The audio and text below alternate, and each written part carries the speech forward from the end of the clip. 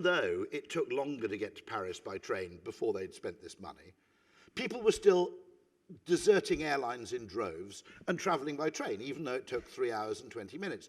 And the reason was nothing to do with the quantity of time.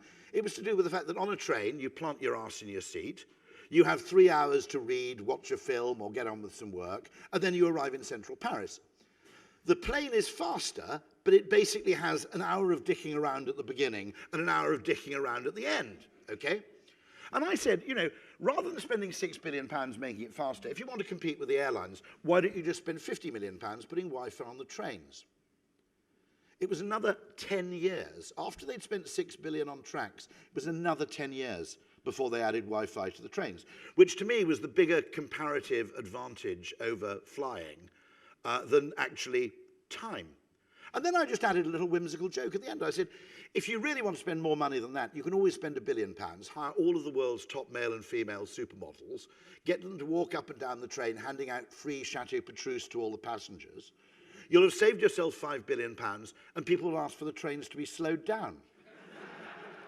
If you think about it, make a journey enjoyable enough, and nobody's that bothered about how long it lasts. Nobody boasts about how fast their cruise ships are, do they? Okay? And actually, to a great extent, the perception of time, as measured by engineers, is measured in seconds. In humans, it's kind of measured in pain or boredom or irritation. It's not measured in seconds.